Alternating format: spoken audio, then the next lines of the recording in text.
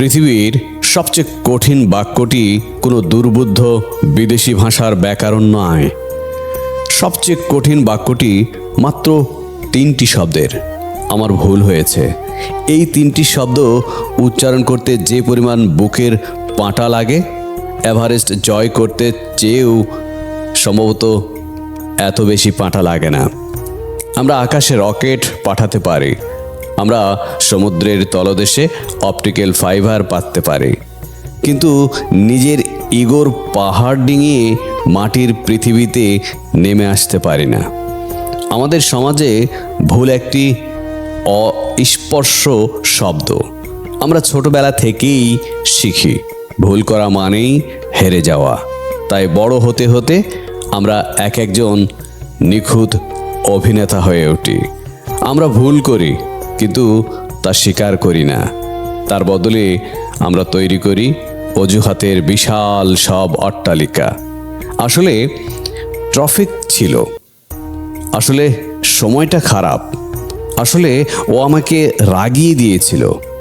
আমাদের অভিধানে আমি বাদে বাকি সবাই দোষী। একজন মানুষ যখন ভুল স্বীকার করে তখন তাকে মেরুদণ্ড সোজা রাখতে হয়। কিন্তু মজার ব্যাপার হলো, আমাদের চারপাশের অধিকাংশ মানুষের মেরুদণ্ড একদম রবারের তৈরি। তারা ভুল ঢাকতে গিয়ে গলার আওয়াজ চড়ায়। অফিসে বসে ভুল ধরিয়ে দিলে বস মনে করেন তার সিংহাসনটা টলছে। সংসারে স্বামী বা স্ত্রী ভুল স্বীকার করাকে মনে করেন দুর্বলতা। তারা ভাবেন একবার যদি সরি বললে সে মাথায় উঠে বসে। এই ভয়ের চোরাবালিতেই ডুবে মরে অজস্র সুন্দর সম্পর্ক। অথচ দর্শন কি বলে? ভুল স্বীকার করা কোনো দুর্বলতা নয়, বরং এটি আত্মশুদ্ধির প্রথম ধাপ। যে মানুষটি একদম অকপটে বলতে পারে, হ্যাঁ এই দায়টা আমার, সে আসলে নিজেকে মুক্ত করে। মিথ্যার বোঝা, লুকোচুরি, ক্লান্তি আর ইগোর ভার সব কিছু নামিয়ে ফেলার নামই তো ক্ষমা চাওয়া। কিন্তু আমরা সেই মুক্তি চাই না। আমরা চাই একদম নিখুঁত হওয়ার তকমা। আমরা প্লাস্টিকের ফুলের মতো দেখতে সুন্দর, কিন্তু সুবাস নেই, প্রাণ নেই। ভুল স্বীকার করতে হলে ভেতরে মানুষ থাকতে হয়। রোবট বা পুতুল নিয়ে তা হয় না।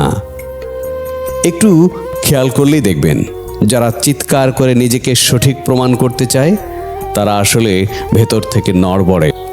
আর যে মানুষটি ধীর কণ্ঠে নিজের বিচ্যুতি মেনে নেয় তার পায়ের নিচের মাটি শক্ত। ভুল স্বীকার করার সাহস সবার থাকে না, কারণ এর জন্য নিজের ভেতরের আমিটাকে ভাঙতে হয়। কাঁচের গ্লাস ভাঙার শব্দ সবাই পায়, কিন্তু ইগো ভাঙার শব্দ কেবল নিজের কানেই বাজে।